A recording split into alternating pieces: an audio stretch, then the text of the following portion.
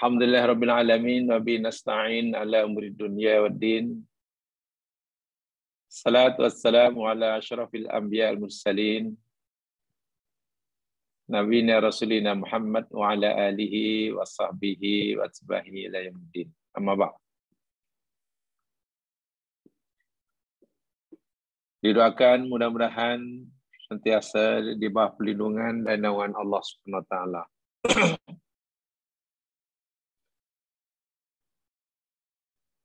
Dipohonkan pada Allah, jika ada di antara kita yang sedang sakit, mudah-mudahan Allah sembuhkan dengan segera. Jika ada siapa di antara kita yang sedang menghadapi masalah, agar Allah memberikan dia jalan keluar. Siapa yang sedang mempunyai hajat, agar Allah segera mengabulkan dan meridainya.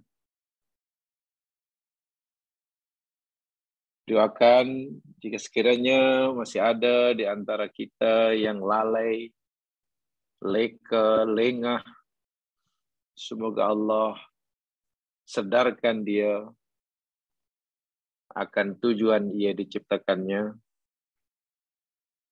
Dan yang paling penting, didoakan agar setiap amal ibadah yang kita lakukan sekecil apapun dinilai olehnya, dan kesalahan serta dosa yang kita lakukan sebesar apapun, sebanyak manapun, mudah-mudahan Allah bersedia memberinya pengampunan. Amin ya rabbal alamin. Jemaah sekalian, kita akan teruskan. Ini merupakan penjelasan kita yang terakhir dengan tajuk 7 wasiat Nabi pada Abu Dzar Al-Ghifari. 1 hingga 7 telah kita pelajari, dan ini keterangan tambahan bagi wasiat Nabi yang ke-7. Abu Dzar berkata, wa amarani an uktira min qawli la haula wa la quwwata illa billah. Rasulullah telah menyuruh aku, telah wasiat kepada aku, agar aku memperbanyak mengucapkan kalimat la haula wa la quwwata illa billah. Alasan yang diberikan oleh Nabi, kenapa kalimat ini, yang dalam bahasa agama disebut hauqalah namanya. Jadi nanti bila saya sebut hauqalah, fahamlah kita yang diberikan, yakni ucapan la haula wala quwwata illa billah. Nabi kata, fa innahuna min kanzil tahtal arsy. Hauqalah itu yakni merupakan kalimat daripada simpanan, kalau dalam bahasa bebasnya harta karun lah, yang ada di bawah arasy Allah Subhanahu wa taala. So, luar biasa kalimat ini. Dan juga tempat-tempat atau masa bila kita amat sangat digalakkan oleh Nabi untuk mengucapkan kalimat hauqalah ini. 1, 2, 3, 4, 5, 6, 7, semuanya telah kita pelajari sama. Ya. Malam hari ini, karena kalimah la haula quwwata illa billah, Nabi kata itu adalah salah satu daripada simpanan harta karun lah, sesuatu yang sangat berharga yang ada di bawah arasy Allah Subhanahu wa taala. Di mana bukan kalimat biasa, tapi ucapan yang sangat-sangat dalam maknanya, yang bila kita fahami, kita camkan, kita yakini, lalu kita pegangi, ia akan memberikan kesan yang sangat besar, artinya bagi kehidupan kita di dunia dan di akhirat. di akhirat. Baik, terus saja lihat kepada nota yang baru saya hantar, mungkin masih dalam handphone masing-masing. Kalau terlalu halus boleh dibesarkan, boleh masukkan laptop lagi besar. Mungkin kalau ada printer yang wireless, lagi senang. Saya yakin jamaah punya itu.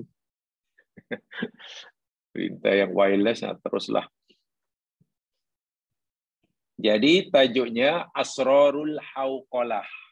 Ini tambahannya untuk menjelaskan pesanan Nabi, wasiat Nabi yang terakhir ini. Asrarul Hauqalah. Maknanya rahasia. Asrar itu rahasia-rahasia. Hauqalah itu ucapan la haula wala quwata illa billah. Tiap hari saya nyatakan, kalau hamdalah, ucapan alhamdulillah. Basmalah, ucapan bismillahirrahmanirrahim. Takbir, ucapan Allahu Akbar. Tahlil, ucapan la ilaha illallah. So, hauqalah, ucapan la haula wala quwata illa billah. Apa yang satu ini jamaskan hanya merupakan petikan-petikan ya, daripada pelbagai sumber. Ya.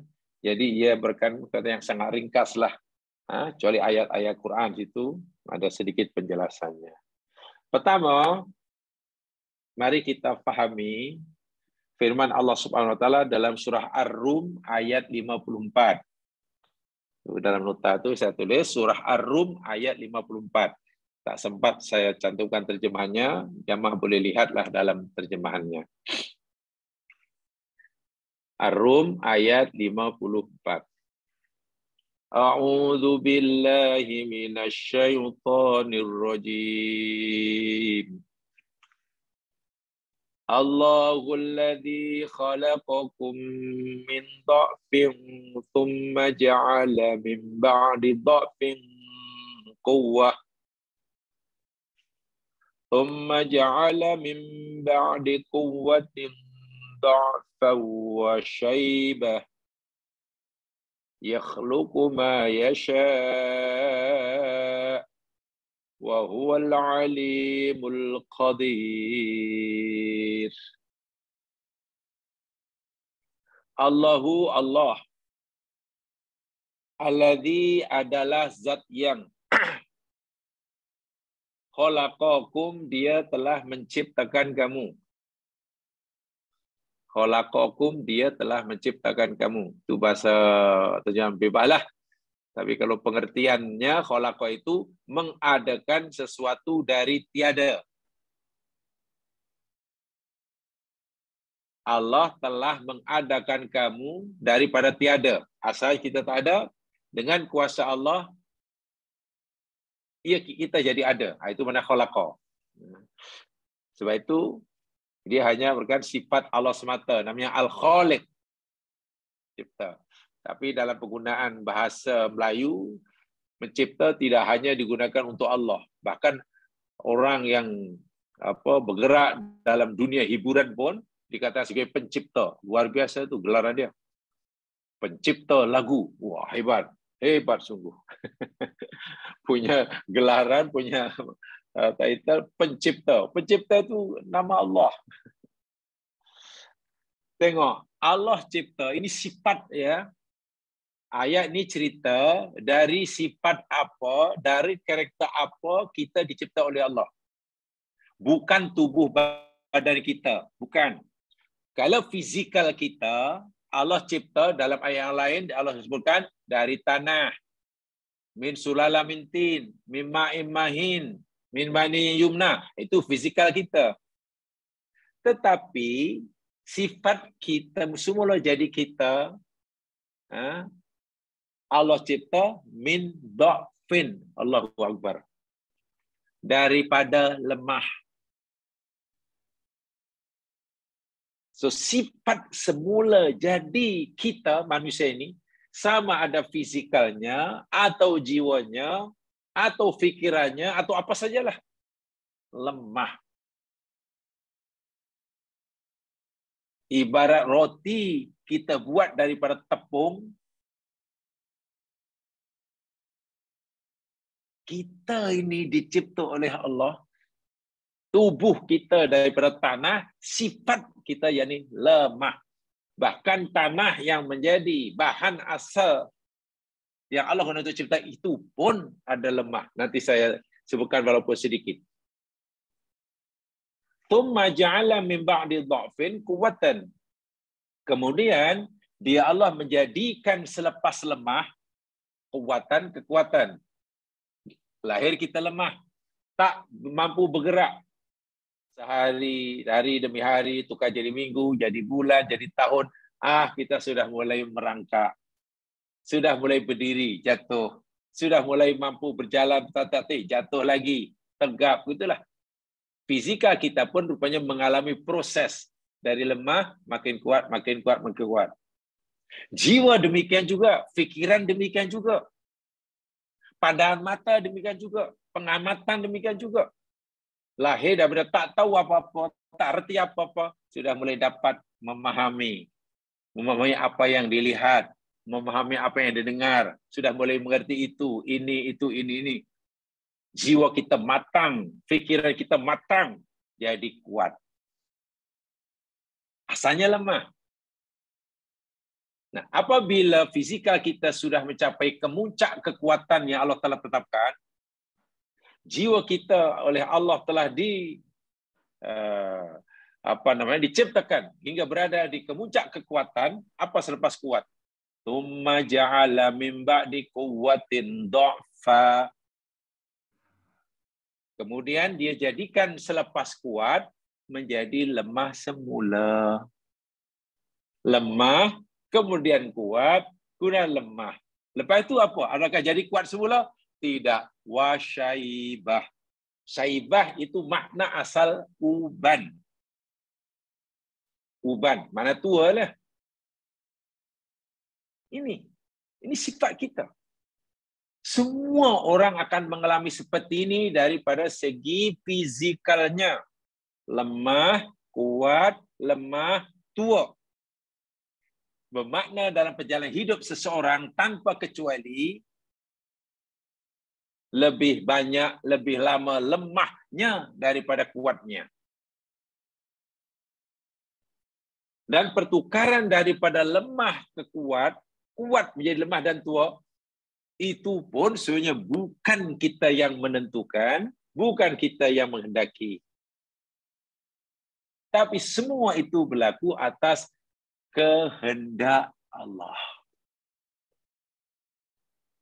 Bila masa bayi kita tidak mampu mengangkat tangan, tidak mampu duduk, kemudian selepas beberapa bulan kita boleh duduk atau boleh duduk, itu semata-mata kerana kekuatan yang Allah berikan.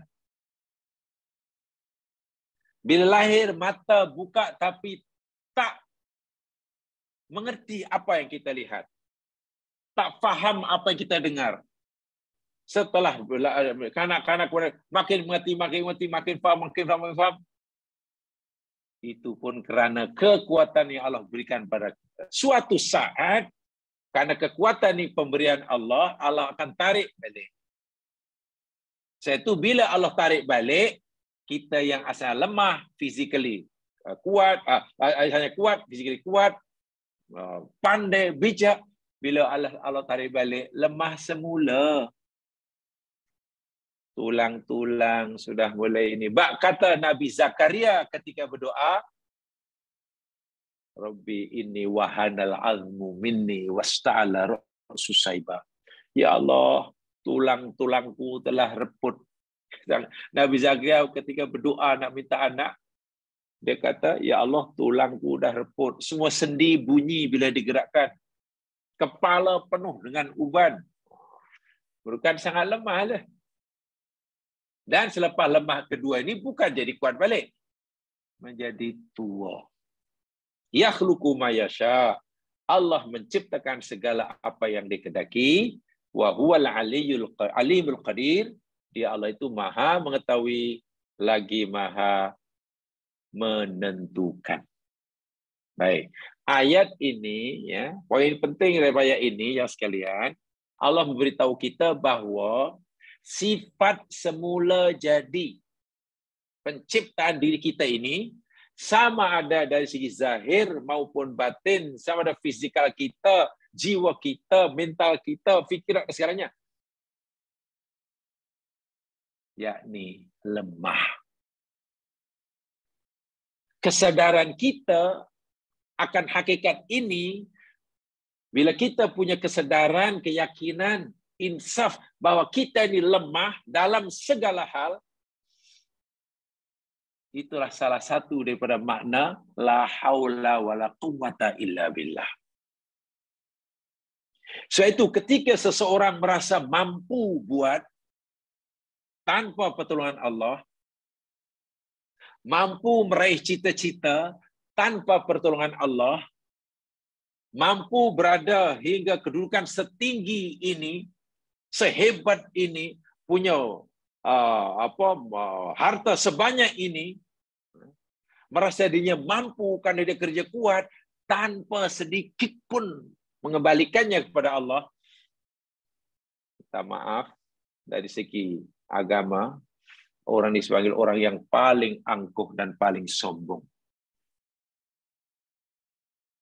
Orang ini benar-benar orang yang tidak memahami ayat ini, jauh sekali dapat memahami, menyadari kalimah la haula wala quwata illa billah. Baik, itu poin dia. Baik, satu di antara penjelasannya, di bawah itu saya sempat cantumkan, saya bacakan dan saya terjemahkan. Kullu syai'in yajri bi taqdirihi wa masyiatihi. Kullu syai'in, segala sesuatu yang berlaku di alam semesta ini, yajri, akan berlaku, terjadi, bergerak ke apa sajalah, bitakdirihi, kerana takdirnya, wa masyiatihi, dan kerana kehendaknya. Segala sesuatu yang berlaku terjadi di alam semesta ini, sama ada peristiwa yang sangat besar atau yang kecil, Quran kata luruhnya, jatuhnya selai daun kering daripada pokoknya, semua itu berlaku, terjadi semata-mata kerana takdirnya dan kehendaknya. Bermakna dalam hal ini orang Islam meyakini dalam hidup ini tidak ada peristiwa kejadian yang berlaku secara kebetulan. Tak ada. Koinsiden itu tidak ada dalam agama Islam. Tidak ada. Lebih-lebih lagi kita kata, itu memanglah, itu nature, itu nature. Tak ada. Orang yang memberi komen, itu memang kehendak alam seperti itu, nature itu kebetulan. Minta maaf. Itu bukan ucapan yang patut, yang layak, yang boleh keluar daripada mulut orang Islam. Bukankah koinsiden kebetulan itu makna sesuatu yang tidak ada yang mengaturnya? Masya Allah. Suatu kejadian yang tidak ada yang menghadapinya. Wa'iyadzubillah. Bila kata itu memang kehendak alam, itu nature. Apa kita fikir semua itu berlaku dengan sendirinya tanpa ada mengaturnya? Ucapan-ucapan sendiri jamaah sekalian, minta maaf, sekali lagi minta maaf. Kalau kita fahami dari sudut akidah, ucapan seperti itu yang berbau kufur. Ya. Bahasa saya lah dahulu masa belajar, ucapan seperti itu yang bernuansa syirik. Tidak sepatutnya keluar. Macam mana itu boleh? Kebetulan. Macam mana ya pokok lu tak tahu? Kebetulan aja lah ada pokok tumbuh belakang rumah. Kebetulan pula. Macam mana boleh kebetulan saya tak pernah saya pak kereta kat situ. Itulah kali pertama pak kereta selama di sini. Begitu kita pokok pula tumbang kena kita rusak. Macam mana? Tak tahulah, memang kebetulan lah. Mana ada kebetulan? Wah, banyak kali orang pak di bawah pokok itu tak ada pun tumbang. Kenapa masalahnya? Kebetulan ada. Ingat, itu pertama. Tidak ada peristiwa yang berlaku kecuali berlaku atas takdirnya dan kehendak.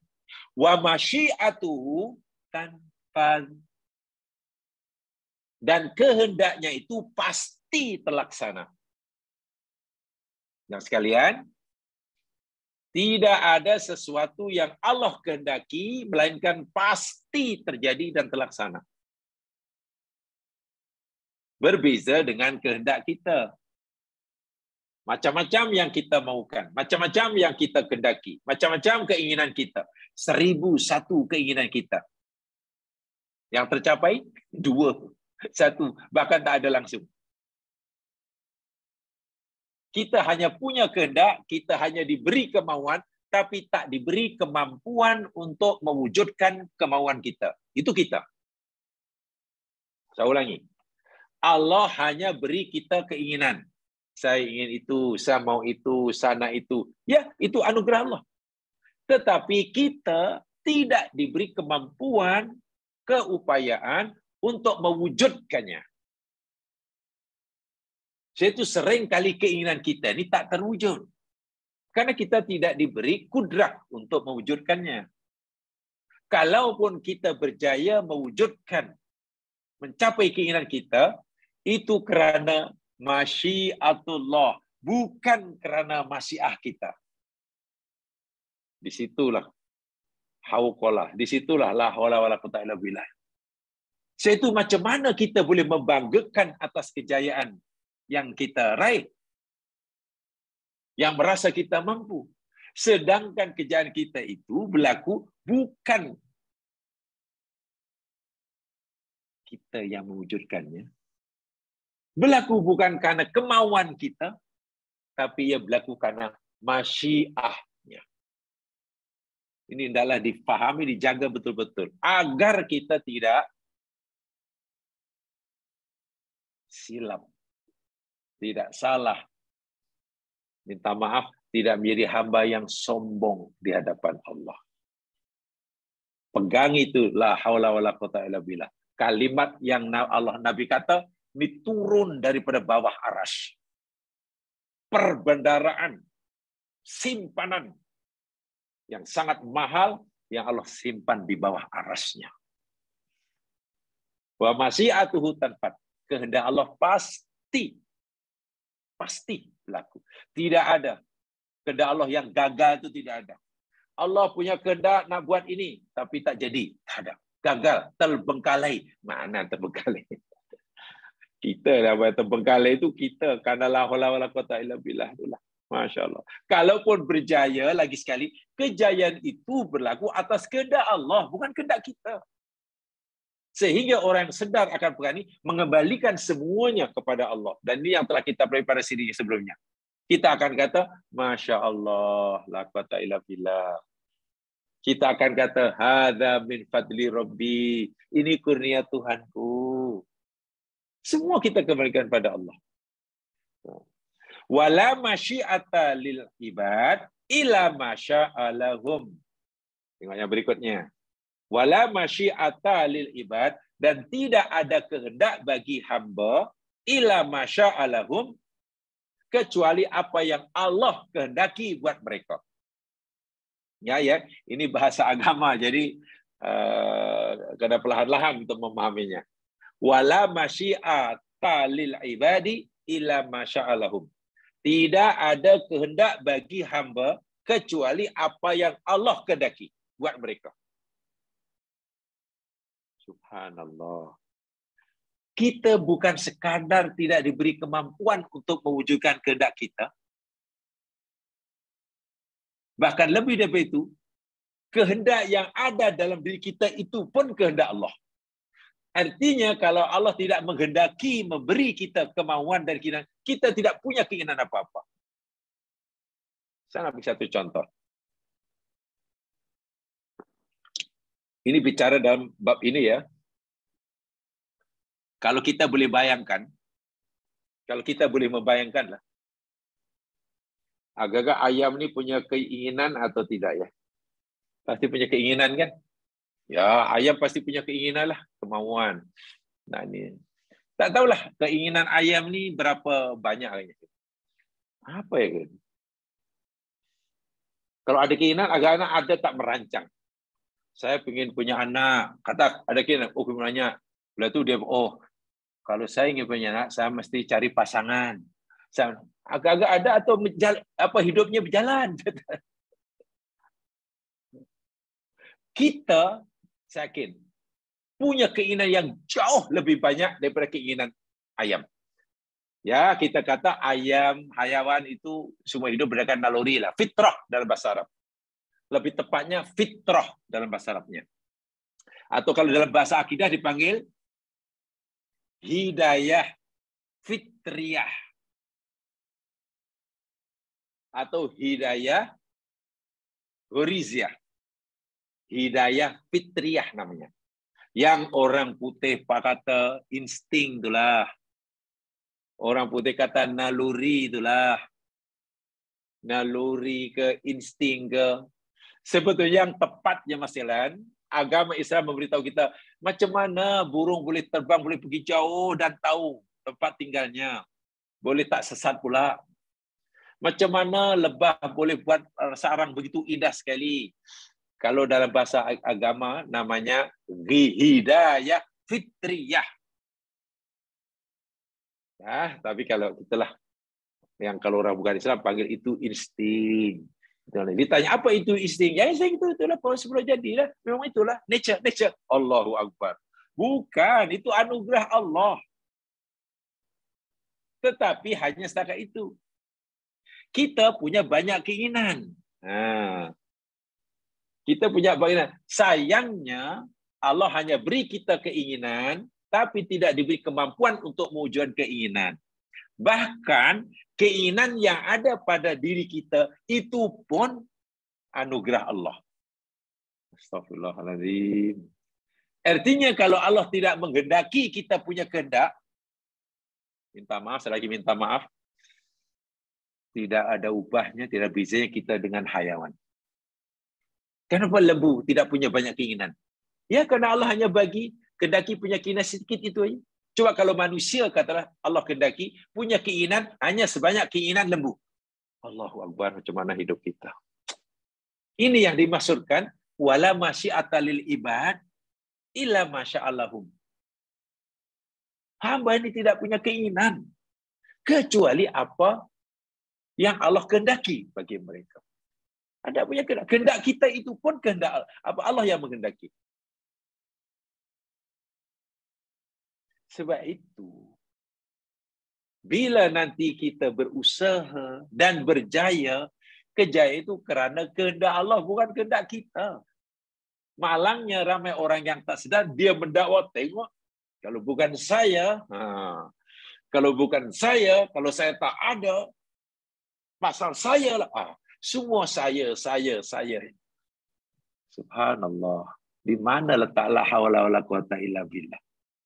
Hal ini penting sekali. Minta maaf kalau dalam bahasa akidah lebih dalam, ucapan-ucapan itu sudah berbau kufur. Kenapa? Tanpa dia sedari, dia merampas sifat Allah, merampas hak Allah satu-satunya, lalu diambil untuk dirinya. Kekuatan itu kan hanya milik Allah. Masa itu kan hanya milik Allah. Kalaupun dia ada, itu pemberian Allah. Tiba-tiba beri. Allahu Akbar wa lillahil hamd. Fama syaa lahum kana. Maka apa saja yang Allah kehendaki bagi mereka pasti akan terjadi. Akan berlaku. Wa ma lam yasha' lam yakun.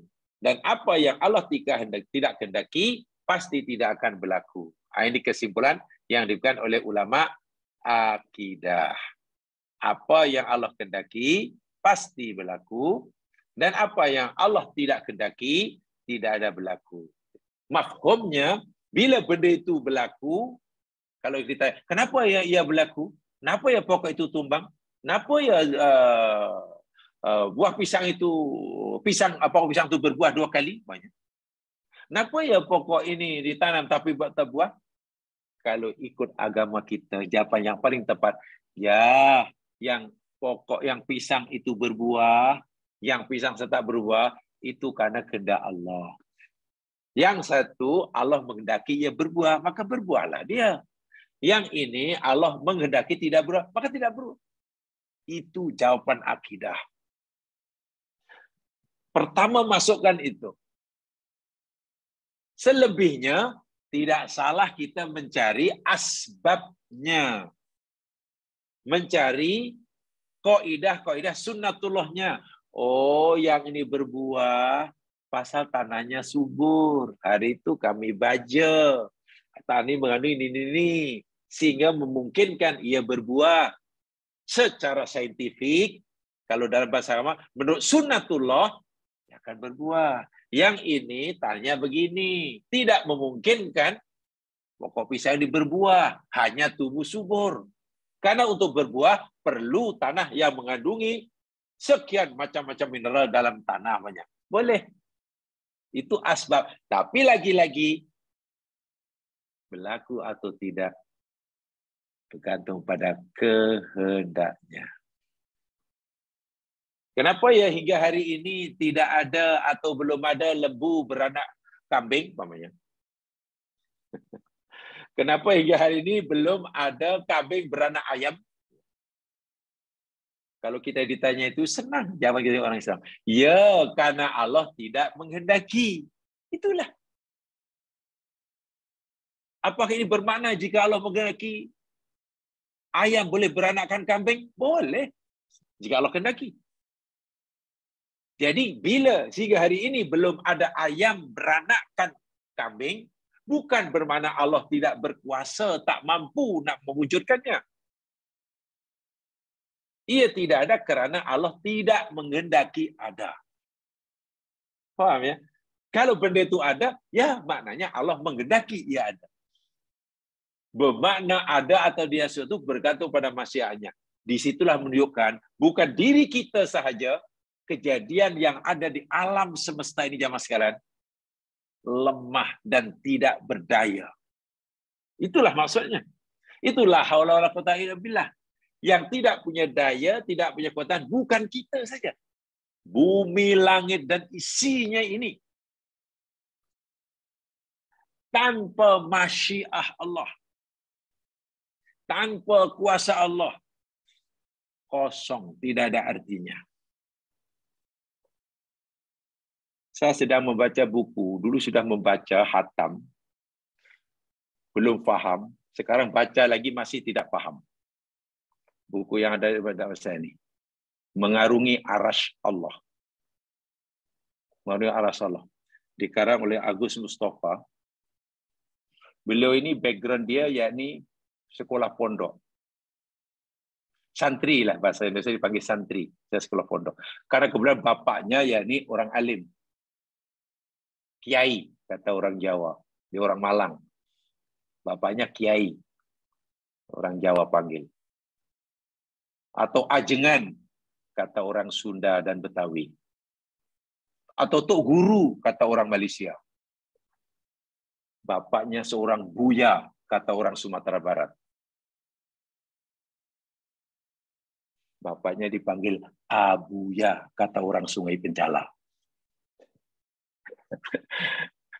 Di Sumatera Barat, Buya. Sampai Sungai Pencala, Abuya, tambah Abuya. Tak tahu dari mana. Alim. Tapi ya mungkinlah karena turunan kiai, alim, belajar agamanya bagus karena memang basic dia.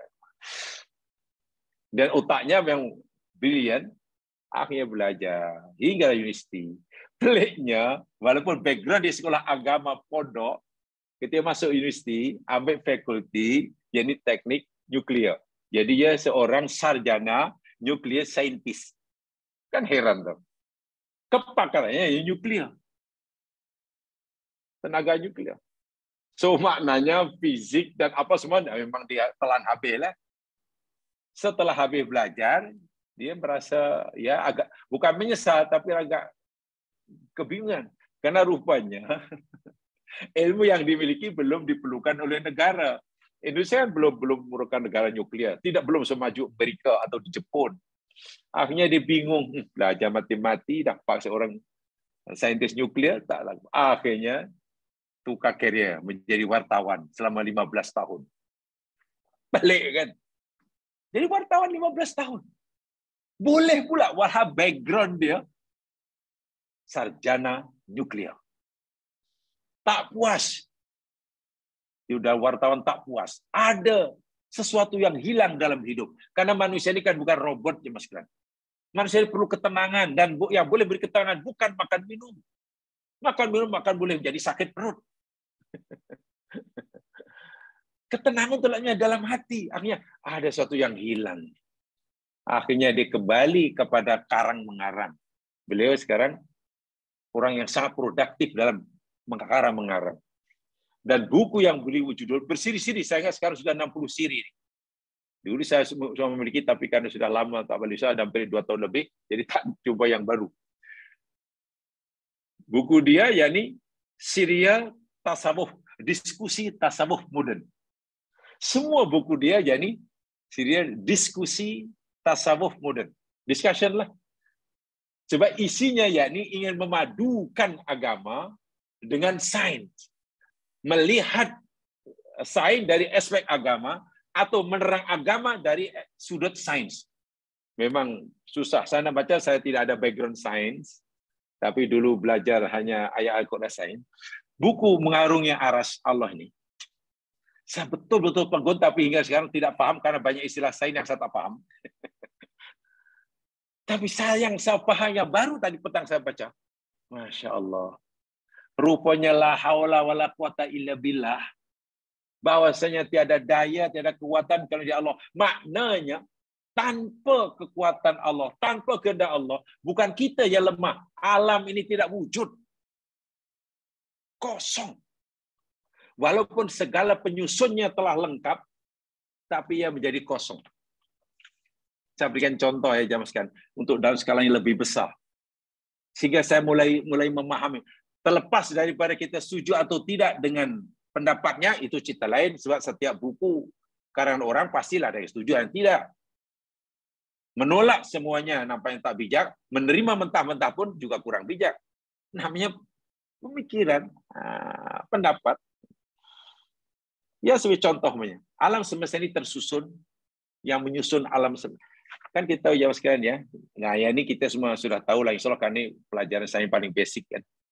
Alam semesta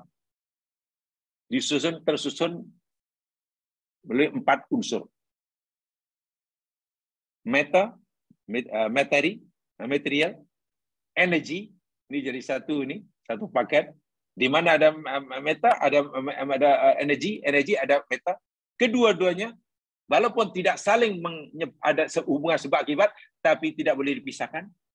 Yang ketiga namanya ruang, space, dan yang keempatnya namanya waktu, time. Ruang dan waktu, space dan time ini, walaupun punya hubungan tidak saling menjadi sebab akibat, tapi tidak boleh dipisahkan. Ada 4 ini. Contoh dalam diri kita. Meta jelas, dan itu yang paling mudah dipahami. Karena meta benda yang nampak. Boleh dilihat, boleh pelajari, boleh dengar, bahkan boleh pegang. Benda kan, badan kita penuh. Contohnya jasad, tulang, rambut, semuanya. Hingga yang paling kecil mungkin dalam diri kita ada sel mungkin. Ada DNA dia. Dan ada energi. Dan di kita ada energi. Kalau tidak ada, macam mana darah boleh mengalir ke seluruh tubuh, bergerak, dan sebagainya. Dan kita perlukan ruang. Bila kita bergerak, maka kita perlu ruang. Pergerakan kita akan menimbulkan waktu. Keempat ini bahan dasar terciptanya alam semesta. Dalam energi itu pula, Masya Allah, penuh dengan energi. Jamaah saya yakin lebih tahu daripada saya itu. Tetapi rupa-rupanya keempat unsur itu tak ada maknanya sama sekali. Kosong tanpa unsur yang kelima.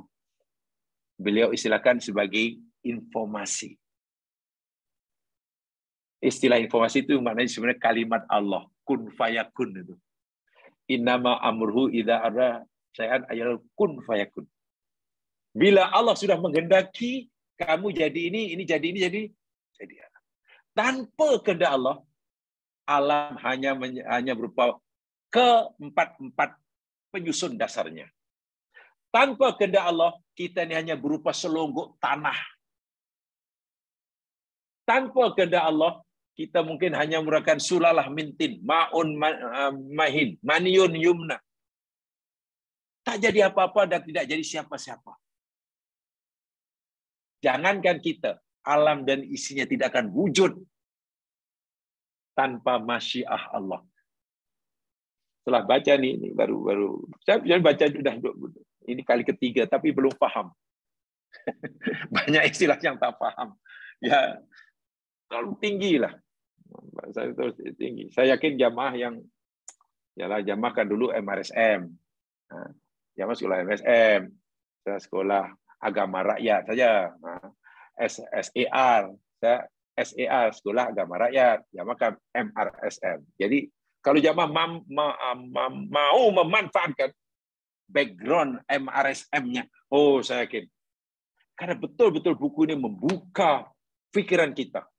Beliau sebagai orang yang sangat coba mengajak umat Islam, ya, memahami alam semesta, alam zahir yang nampak ini dari sudut agama. Quran ini melalui maklumat, macam-macam maklumat, bahkan termasuk alam semesta. Apa yang Allah firmankan dalam Al-Quran, betul. Dan benarnya, nilai benarnya firman Allah, itu boleh dibuktikan melalui ciptaannya. Contoh, bila Allah berfirman, katakanlah Allah berfirman. Ya, bahwasanya bulan itu beredar. Bulan ada manazil, tempat-tempatnya. Semuanya ada 29 tempat. Sehingga bila cukup 90 tempat, manzil akan kembali ke tempat asal, 1 bulan. Sehingga bentuk bulan tu bulan sabit, anak bulan sabit dan separuh, purnama makin kecil-kecil. Quran cerita. Kalau kita memahami ayat itu dengan ayat Quran saja, ya tak akan paham. Sebab tafsirnya dalam ayat, dalam alam semesta. Sehingga timbullah astronomi. Dengan mempunyai astronomi, akhirnya ayat itu jadi, Masya Allah. Tapi di situ semua Allah kata, keajaiban kejadian alam itu Allah sebutkan siapa fa'ilnya, siapa subjeknya, siapa pelakunya. Kadang-kadang Allah kata, nahnu, kami pelakunya. Karena Allah kata, huwa, dia yang melakukan. Allah menggunakan Allahu, Allah yang semua itu tanpa kehendak Allah tidak ada artinya. La haula wala quwata illa billah. Bukan hanya berlaku pada diri kita yang kecil, tapi ini berlaku di alam semesta. Dengan selesai. Saya ada banyak buku ini, Bu. Saya memang ada koleksi ini. Dan saya tahu jamaah saya ada yang punya koleksi lebih banyak karena dia minat juga. Dia minat. Banyak penjelasannya lain. Penjelasannya yang lain. Sebab sangat saintifik. Dan kita yakin tidak mungkin Allah berfirman lain, mencipta lain. Itu tidak mungkin. Bertitik tolak daripada keyakinan, tidak mungkin Allah berfirman lain, mencipta lain. Tak mungkin. Bila Allah cipta, katalah dalam Al-Quran, cipta manusia itu, katalah mulai dari nutfah, nutfah jadi alaqah, kalau guna alaqah jadi mudghah, kemudian kami buat tulang, cipta tulang, tulang kami balut dengan daging, kemudian aku biarkan di situ berlama, kemudian aku lahir kamu sebagai bayi, umpamanya. Itu firman Allah dalam Al-Quran. Pasti benar. Realiti dia, betulkah manusia itu dalam rahim ibu mengalami fasa-fasa seperti itu? Itulah yang dimaksudkan. Jadi apa yang Quran firmankan, pasti sama dengan apa yang Allah ciptakan. Sehingga pemahaman kita pada Al-Quran menjadi lebih sempurna bila kita memahami alam dan isinya. Dari situ nanti ucapan la haula wala quwwata illa billah. Tanpa la haula wala quwwata illa billah, tanpa Masya Allah, kita ini hanya tanah yang itulah. Dengan kehendak Allah, apa yang ada dalam tanah menjadi pokok rambutan. Dengan kehendak Allah, bahan yang ada dalam tanah tumbuh jadi pokok kelapa. Dengan bahan yang sama cuma dalam tanah, dengan kehendak Allah menjadi pokok pisang. Dengan kehendak Allah, saripati ada dalam tanah, campur-campur dengan sukatan tertentu menjadi maniun yumna, spermatozoa lelaki. Satu sel lalu kalau gabungkan dengan perempuan, jadilah nutfah. Bertukar jadi ini. Semua itu rupanya semata-mata karena masyiatullah, karena segala-galanya la haula wala quwata. Tidak ada daya dan tidak ada kekuatan. Saya yakin, kalaulah cara memahami seperti itu, ya apa ya? Maksud saya kita memahami apa namanya Al-Quran dengan berdasarkan sains, khasnya ayat-ayat yang berkaitan dengan sains, yang maksudnya penciptaan ayat kauniyah, maksudnya bukan ayat-ayat akidah, bukan ayat-ayat hukum hakam, ya. Dan mengajar memahami sains berdasarkan Al-Quran. Bila dua ini terpadu, insya Allah kita menjadi lebih kuat, lebih yakin, nah, begitu. Baik, saya baca berikutnya. Fahadal kaunu khalaqallahu ta'ala, maka segala penciptaan ini, segala yang mewujud ini adalah ciptaan Allah Subhanahu wa taala. Wala yaqa'u syai'un illa bimasyiatillahi ta'ala. Dan tidak terjadi, tidak berlaku, tidak wujud sesuatu pun kecuali kerana kehendak Allah Subhanahu wa taala. Wala yastati'u 'abdun, dan tidak ada seorang hamba pun yang mampu, mahmakana kabiran, walaupun hamba itu orang besar, orang kuasa, orang pandai, orang kaya, banyak pengikut, tak mampu ayyaf ala syai'an ma aradahullah, hendak melakukan sesuatu yang Allah tidak menghendaki. Astagfirullahaladzim.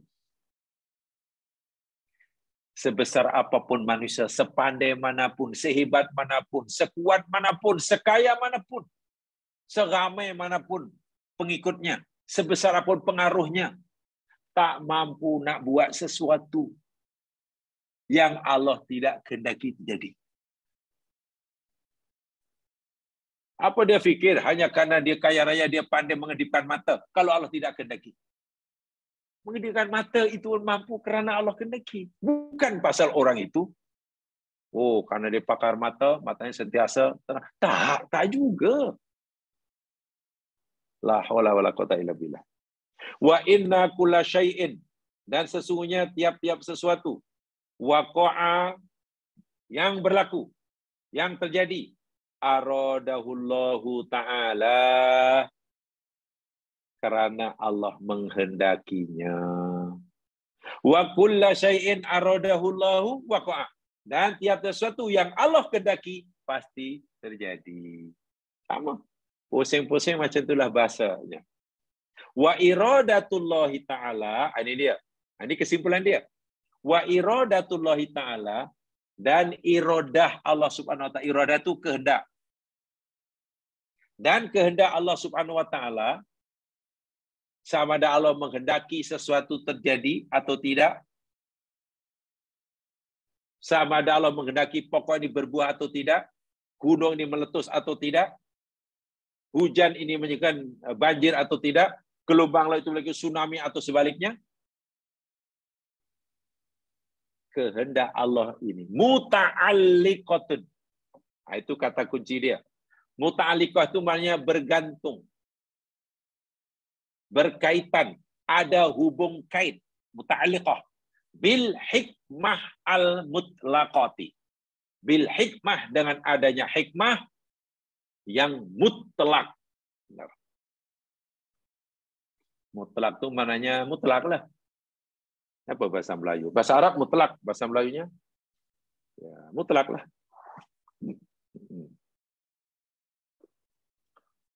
Kebenaran yang mutlak maknanya. Ya. Kebenaran mutlak maknanya kebenaran yang pasti benar lah.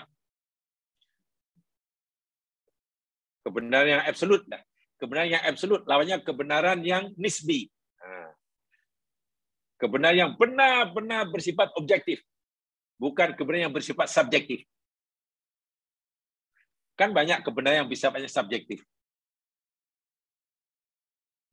Contoh, kenapa dunia tidak aman? Ada aja punya. Ya, karena kebenarannya, tanda arahnya bersifat subjektif. Apa yang Allah kehendaki, ini perlu diyakini, berkaitan erat dengan adanya hikmah yang mutlak. Allah ciptakan pokok mangga ini berbuah. Pokok mangga ini kita namakan sebagai pokok mangga harum manis umpamanya. Namanya pun harum manis. Lalu Allah kehendaki berbuah, banyak buahnya. Dari sekian banyak buah mangga, pokok mangga harum manis tadi, ada yang merasa manis sesuai dengan namanya atau nama yang kita berikan. Ada yang masam. Coba. Ada yang masam. Bahkan ada yang busuk. Ada yang busuk. Lebat tapi macam-macam warna rasanya. Sementara pokok yang sebelahnya yang juga kita tanam pada masa yang sama, nama pokok itu pun sama, harum manis, langsung tidak berbuah. Coba, sekarang Allah sedang menunjukkan masyiahnya depan kita. Bagaimana sikap kita ketika kita melihat dua pokok mangga yang kita beri nama sama harum manis tadi, berada depan kita. Yang satu berbuah banyak, tapi buahnya bermacam-macam rasanya, tidak sesuai dengan harapan kita. Sebab harapan kita, kalau namanya harum manis, sepatutnya semua harum dan manis. Tidak. Ada manis, ada mas. Bahkan ada yang busuk. Yang ini pula kita tanam, bahannya sama, benih sama, beli daripada nursery yang sama, baja sama, air sama. Kenapa tak berbuah langsung? Coba. Sebenarnya Allah sedang menunjukkan masyiahnya depan kita. Yang ini Allah kehendaki berbuah dengan pelbagai rasa. Tentu tidak sesuai dengan kehendak kita. Yang berlaku dari Allah. Yang ini tidak berbuah sama sekali. Walhal kita mau pokok ini harapan kita berbuah. Jamaah sekalian, berkaitan dengan pelajaran kita hari ini. Sebenarnya kita Allah mengajar kita supaya kita benar-benar memahami, menyadari akan kalimat la haula wala quwata illa billah. Ya Allah, rupanya betul-betul lah kami tidak punya kuasa, ya Allah. Kami hanya punya harapan, keinginan. Kami hanya mengharap berkehendak pokok ini berbuah dan semuanya manis sesuai dengan kemauan. Tapi apakah daya hamba-Mu tidak? Yang berlaku yang bukan kehendak kami, ya Allah, kehendak Engkau. La haula wala quwata illa billah. Kita puji Allah tuh. Tengok, baru tengok pun sudah dapat pahala. Ya Allah, betul-betul rupanya Engkau benar-benar menunjukkan kuasa-Mu. Yang berlaku kehendak-Mu, ya Allah, bukan kehendak diri ini.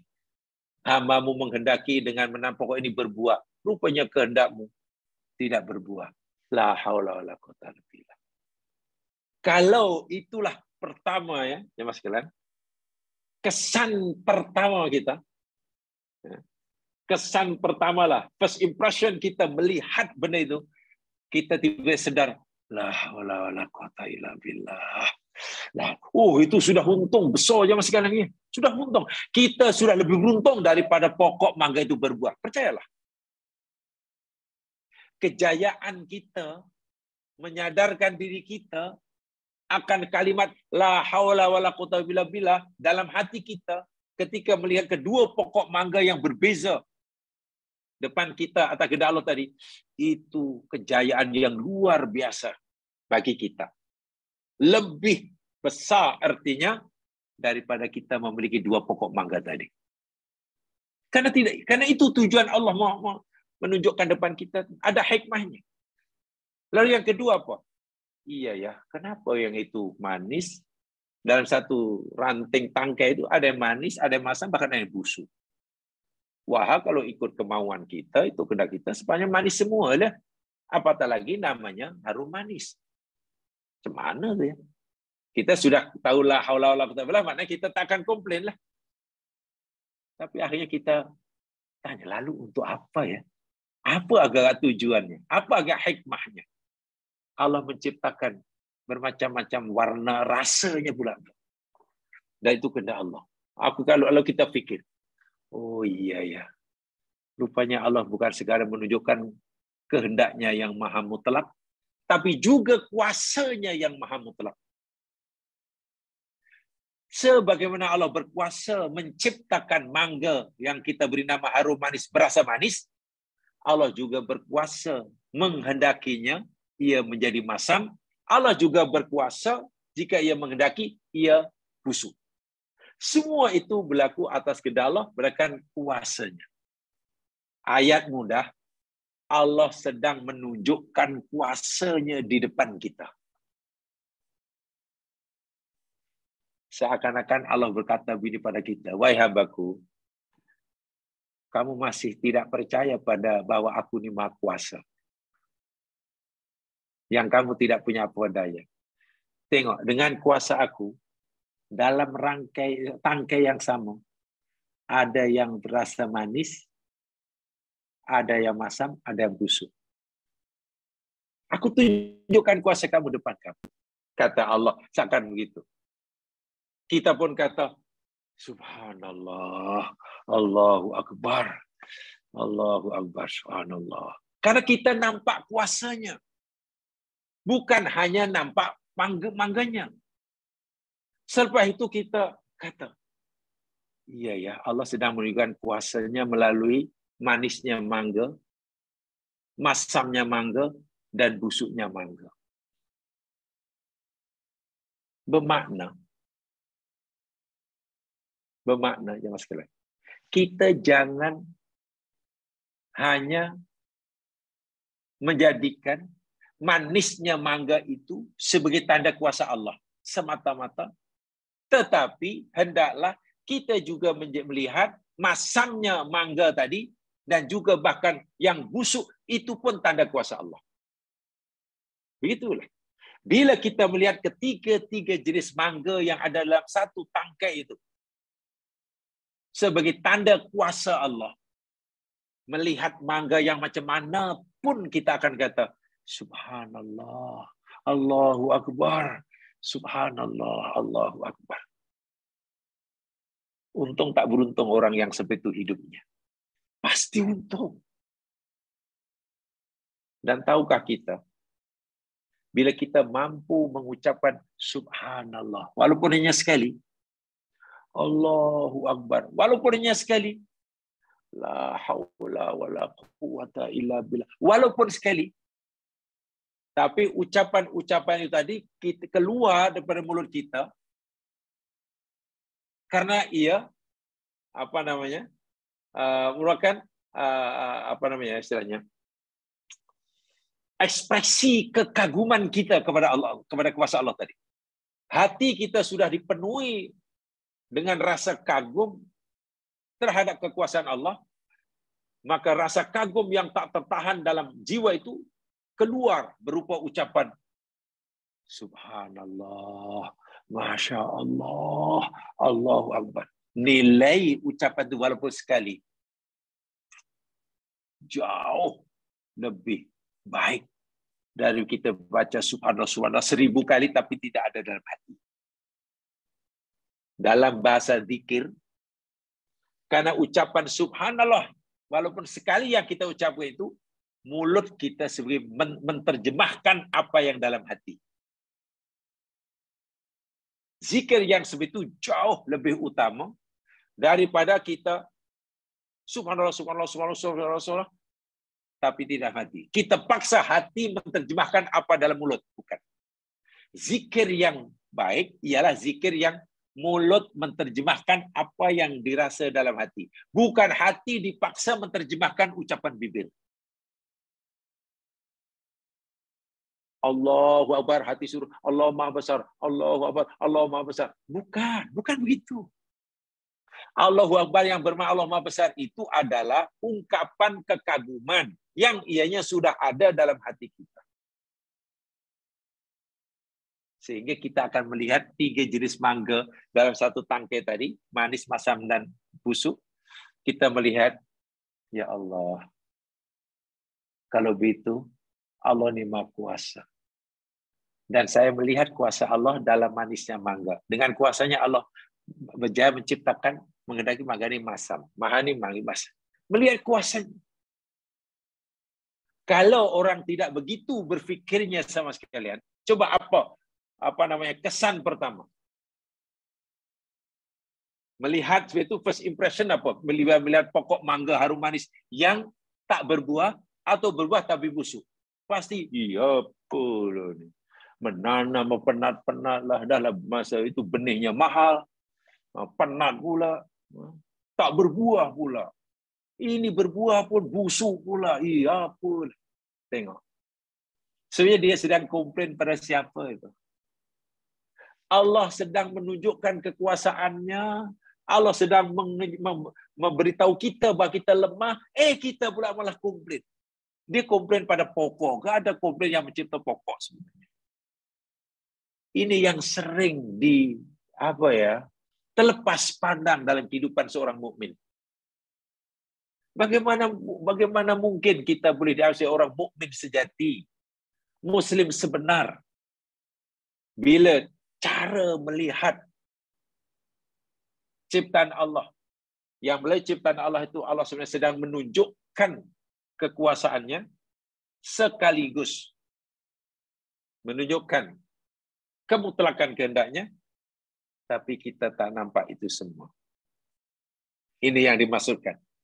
Apa yang Allah kehendaki terjadi, apa yang Allah tak kehendaki tidak jadi, itu erat sekali hubungannya dengan adanya hikmah yang mutlaqah. Wa hikmatuhul mutlaqah, dan hikmah Allah yang bersifat mutlak itu muta'alliqatun, berkait rapat. Ada kaitan yang sangat erat sekali. Bil khairil mutlak, dengan kebaikan mutlak. Masya Allah. Patutlah ya orang-orang yang paham betul, yang kenal betul pada Allah Subhanahu Wa Taala, hidup dalam keadaan apapun mereka ini sentiasa dalam keadaan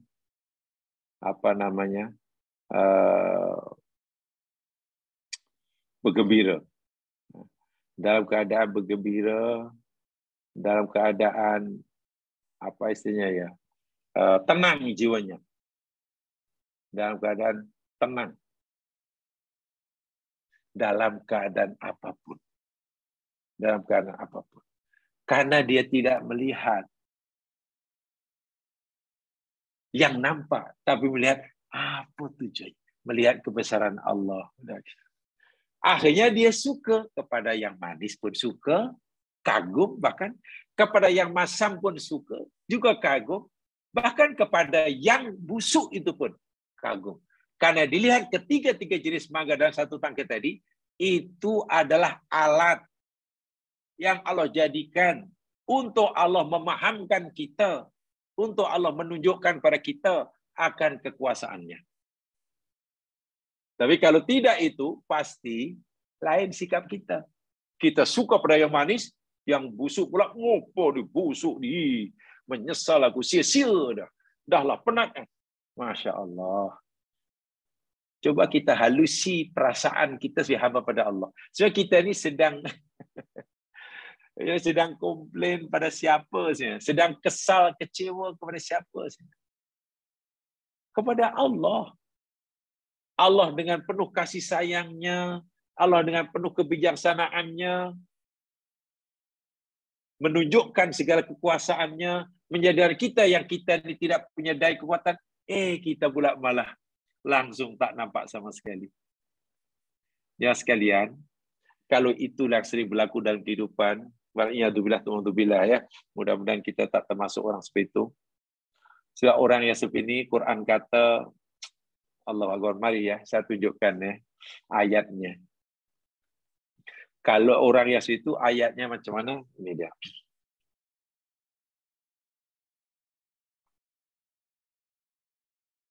Firman Allah Subhanahu wa taala di dalam surah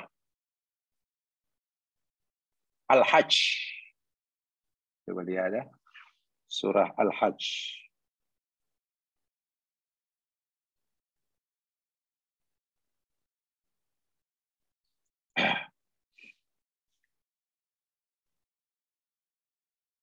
Ayat yang ke-46.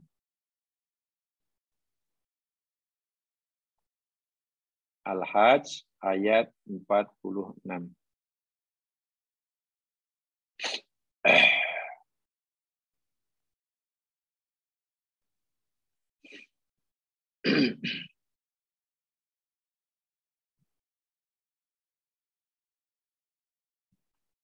Ayatnya berbunyi, A'udzu billahi minasyaitonir rajim.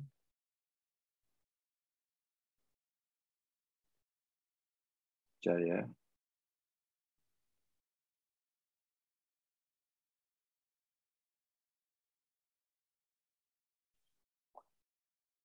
Afalam yasiru fil ardi. Maka tidakkah mereka telah berjalan di muka bumi?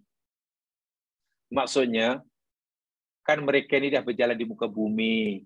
Dah nampak itu, nampak ini, nampak pokok, nampak bumi, nampak langit, nampak matahari, nampak hujan, nampak kemarau, nampak binatang ternak, nampak melata, segala-galanya lah. Nampak siang, nampak malam, mengalami gempa bumi. Itulah maksudnya. Kan mereka sudah berjalan dan mengalami semua itu, bahkan melihat kesan sejarah. Tapi malangnya, fatakuna lahum qulubun. Lalu adalah bagi mereka hati. Mereka sebenarnya punya hati. Fatakuna lahum qulubun. Yang sebenarnya mereka itu punya hati. Yaqiluna biha. Yang dengan hati itu sebenarnya mereka boleh berfikir. Bila melihat semua itu, hatinya mesti berfikir. Bukan hanya yang matanya saya melihat, oh itu pokok, oh itu kelapa, oh itu mangga. Saya tak suka yang mangga ini, saya suka yang itu. Bukan semua itu ya. Oh itu bangunan cantik, saya suka kalau duduk situ. Oh itu bangunan tak cantik. Allah tak suruh macam itu je mas sekalian. Tidak menyuruh setakat macam itu dalam hidup ini. Oh, saya suka itu. Oh, ini tak suka. Oh, saya nak tak. Allah kata, kan kamu sudah melihat semuanya di muka bumi ini. Dengan segala fenomena alam. Dan aku sudah beri kamu hati, kata Allah. Yang hati itu fungsinya, kata Allah, untuk kamu gunakan untuk ta'akul. Berfikir. Kamu jangan hanya melihat sesuatu itu hanya berikan mata di kepala. Janganlah kamu lihat sesuatu hanya berfikir suka tak suka. Saya suka ini, saya tak suka ini. Saya nak itu. Bukan. Allah kata bukan macam itu. Makna kalau kita hidup hanya padukan suka tak suka, minta maaf saya dalam ayat yang lain, tapi Allah samakan kita dengan hayawan. Al-An'am. Kalau hidup ini kita hanya berfikir suka tak suka, I suka, I suka. Sama dengan hayawan, binatang ternak. Lembu itu kalau suka, tak mau balik tu, makan rumput tu. Makan dulu. Sampai petang baru balik. Tapi kalau tak suka, bagilah burger depannya. Mahal tak makan dia. Lembu, hari ini kita baik hati pada kamu. Ini adalah nasi biryani gam. Dia gam, lembu geleng-geleng kepala, pergi. Sebab berfikir lembu ni hanya suka tak suka. Itu namanya hawa nafsu. Allah kata, macam itukah hidup kamu, wahai manusia? Aku bagi kamu hati untuk berfikir. Dan bila hati yang membimbing, nanti keputusan kamu ambil bukan berdasarkan suka tak suka. Paling tidak, baik dan tak baik. Paling tidak, nak ikut yang baik atau nak ditinggal. Itu hati itu. Itu kerja hati itu. Au adanu yasma'una biha. Bukankah mereka punya telinga? Yang dengan telinga itu mestinya mereka mau mendengar dengan mendengar di sini bukan mana mendengar suara ya. Kalimat sami'a yang dalam bahasa mendengar di dalam Al-Quran ada 4 makna ya Mas sekalian. 4 makna. Yang paling bawah sekali mana mendengar suara. Makna yang paling tinggi menurut Al-Quran mana sama itu yakni menerima kebenaran, meyakini kebenaran dan mengikuti kebenaran. Itu makna sami'ah.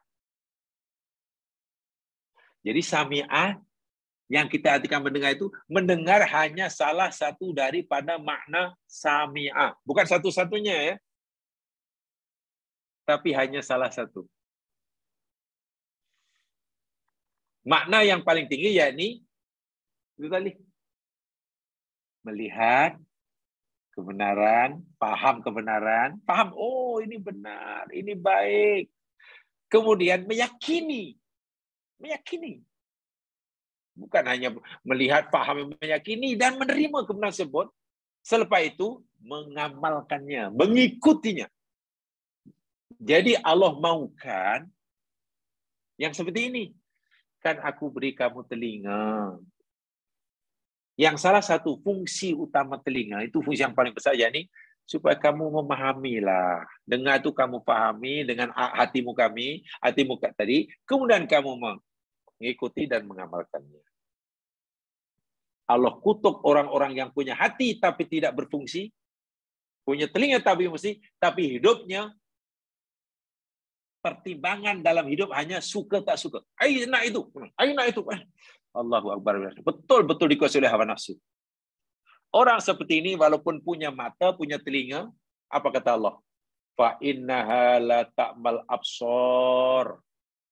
Sesungguhnya dia itu bukanlah buta matanya. Mata tak buta. Walakin tetapi ta'mal qulub. Hatinya yang buta. Hati yang mana? Allati fis sudur. Hati yang ada dalam dada. Mana hati rohani, bukan hati jantung ya. Jantung okey, jantungnya okey. Okey. Apalagi dia anak beranak semuanya doktor pakar. Ada 5 orang semuanya pakar jantung. Jadi kata anaknya semua, ayah jangan khawatir. Hati ayah, jantung ayah ini okey. Walaupun ayah umurnya 80 1 tahun, walaupun dapat 1 tahun ayah, tapi jantung ayah ini macam udah umur 81 terbalik.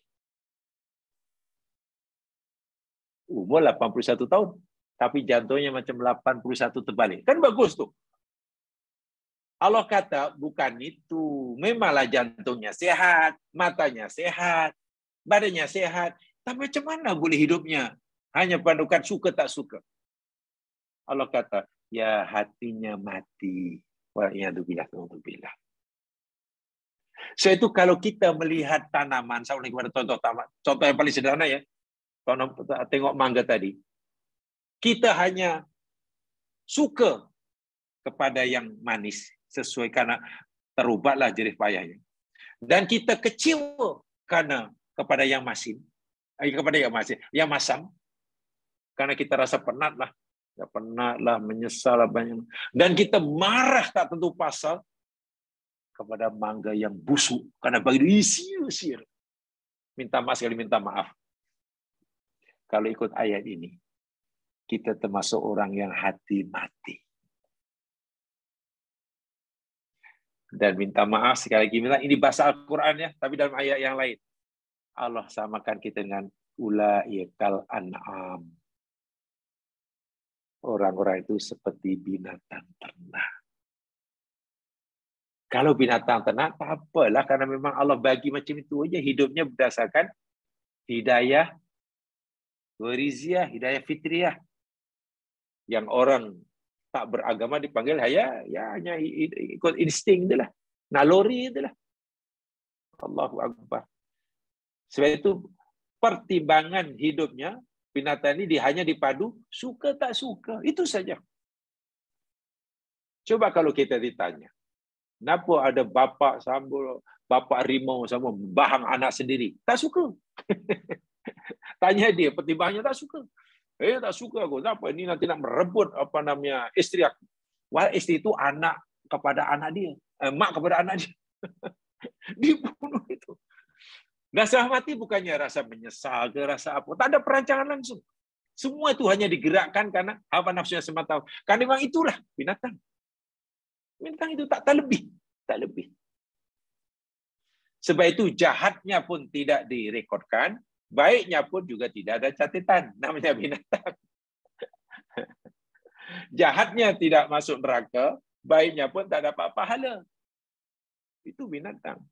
Tapi manusia yang bergelar Khalifatullah tidak seperti itu. Hendaklah melihat kepada Allah kata hikmah mutlaqah. Walaupun kejadian yang Allah kehendaki berlaku kepada kita, depan mata kita, sesuatu yang tidak kita kehendaki, atau mungkin sesuatu yang tidak disukai oleh nafsu kita. Janganlah sampai hati buta. Masalah suka tak suka terhadap apa yang Allah kehendaki berlaku, itu bukan isunya. Bukan. Bagi orang yang beragama, bagi orang yang bertauhid pada Allah, itu bukan isunya. Benda yang Allah kehendaki berlaku pada kita ini, benda yang kita suka ke tak suka ke, itu bukan isunya. Allah kehendaki kita sakit ke, kita sehat ke, kita rugi ke, kita untung, itu bukan isunya bagi orang yang betul-betul bertauhid. Artinya, kita sebenarnya tidak perlu memaksa diri. Memaksa diri kita untuk menyukai berlebihan apa yang Allah kehendaki berlaku pada kita, atau untuk menolak, bahkan membenci apa yang Allah kehendaki berlaku pada kita karena tak suka. Yang jadi isu bagi kita, yang penting bagi kita, sebenarnya bagaimana sikap kita. Itu tadi saya kata di awal tadi. Apa kesan kita? Maknanya sikap kita ketika melihat sesuatu yang Allah kehendaki berlaku, yang kita menyukainya. Dan bagaimana sikap kita, yang kesan dalam hati kita, yang boleh ditangkap oleh hati kita, ketika apa yang Allah kehendaki berlaku atas diri kita ini, sesuatu yang kita tidak sukai. Kalau itulah yang jadi panduan dalam hidup, yakinlah, itulah kejayaan sebenar manusia dunia akhirat. Allah bagi sehat pun bekalannya bertambah. Allah bagi sakit pun bekalannya juga bertambah. Ia boleh menambahkan bekalan untuk dibawa jumpa Allah dengan sehat, kesehatan yang Allah berikan, dengan kekayaan yang Allah anugerahkan.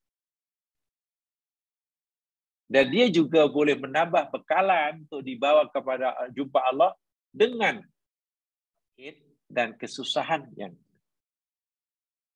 Jadi orang-orang beruntung. Sebab apapun keadaan yang Allah kehendaki berlaku pada orang itu, bekalan yang dia nak bawa jumpa Allah tetap bertambah. Yang paling malang dan paling rugi, jika apa yang Allah kehendaki berlaku artinya bukan bekalan yang bertambah, tapi bebanan. Dapat nikmat yang dia suka, malah lupa daratan. Malah mendakwa, mengklaim, ini pasal saya lah, tengoklah. Bukan ramai orang yang macam saya. Sambil tidur, nak tidur pun jadi ujub. Nak tidur pun ujub, apalagi kalau depan orang. Kalau seorang sendiri pun, bayangkan, nak tidur itu sepatutnya kan, sudah nak tidur, serah padahal, nak tidur pun masih menambah dosa. Apa itu? Ujub. Macam tak percaya saya. Kalau saya ingat 10 tahun dahulu, ya Allah macam tu. Sekarang saya berjanji ni, rupanya saya ni hebat saya. Tak percaya. Tak banyak orang macam ni. Tiba-tiba mengklaim kejayaannya atas dirinya sendiri. Itu namanya ujub. Dan ujub itu termasuk dosa besar. Kalau yang ia ujubkan itu masalah pencapaian dunia, istilah yang tepat namanya takatur. Alhaakumut takatur. Kalau yang dia ujubkan itu masalah ibadah, amal, namanya ujub. Tak kira takatur atau ujub termasuk dosa besar. Tanpa dia sedari, nak tidur seorang diri boleh menambah dosa besar. Rugi atau rugi orang macam itu. Diberi pula susah, sakit, rugi. Rugi banyak, bahkan hampir lingkup. Mengeluh luar biasa. Coba. Tak nampak langsung kebaikan yang Allah tunjukkan di hadapannya. Tak nampak langsung kuasa Allah yang Allah dedahkan di hadapannya. Tak nampak langsung teguran Allah pada Allah bahwa dirinya lemah selemah-lemahnya. Tak nampak langsung. Akhirnya senang pun, masa senang pun tambah bebanan. Masa susah pun tambah bebanan. Ini orang yang paling merugi dalam hidup. Memang tidak mudah, jangan sekarang berpikir seperti itu tidak mudah ya dalam hidup. Apalagi kalau kita tidak membiasakan. Tidak bisa. Tetapi yakinlah, hakikatnya itulah kelak yang akan dinilai oleh Allah. Itulah kelak yang akan dipertanyakan oleh Allah. Itulah kelak yang akan dipertanggungjawabkan oleh Allah Subhanahu wa taala di akhirat kelak. Jemaah sekalian, nampaknya hanya satu ayat dan penjelasannya. Penjelasan ini jemaah sekalian bukan penjelasan yang dari tafsir-tafsir. Biasanya kalau dari tafsir-tafsir yang ada bukan ini tafsirnya ya. Penjelasan itu tafsir itu daripada aspek yang lain. Jadi aspek hati maksudnya dari aspek hati. Jadi kalau kita lihat ke dalam tafsir bukan begitu terjemahannya. Bukan begitu. Ini lebih kepada tafsir akidah hati. Karena sengaja sampaikan ini supaya menepati tajuk yang kita bicarakan. Rahasia hauqalah. Mudah-mudahan penjelasan yang sedikit ini untuk yang pertama bagi tajuk ini dapat memberi manfaat bagi saya. Alhamdulillah kalau dapat dikongsi bersama. InsyaAllah nanti kita akan pelajari poin-poin berikutnya. Terus terang yang saya sebutkan itu termasuk yang kutipan-kutipan itu hanya kutipan ya. Jadi penjelasan lebih lanjut terpaksa kita uraikanlah nanti agar benar-benar memberi pencerahan lah buat kita seterusnya. Itu saja yang disampaikan yang benar pada Allah Subhanahu wa taala. Mungkin ada yang ditanyakan, saya persilakan. Kalau ada yang ditanyakan atau mungkin nak komen apa-apa silakan. Atau elok kita tutup dulu dengan baca al-Farah, lalu kita bebas jawab bertanya atau apa. Subhanakallahumma wa bihamdika asyhadu an la ilaha illa anta astaghfiruka wa atubu ilaik. A'udzu minasyaitonir rajim wal 'asr innal insana lafi khusr illa alladziina aamanu wa 'amilus shalihaat tawasaw bil haqq tawasaw bis sabr. Assalamualaikum warahmatullahi wabarakatuh. Waalaikumsalam warahmatullahi wabarakatuh. Nah, silakan kalau ada yang komentar, silakan.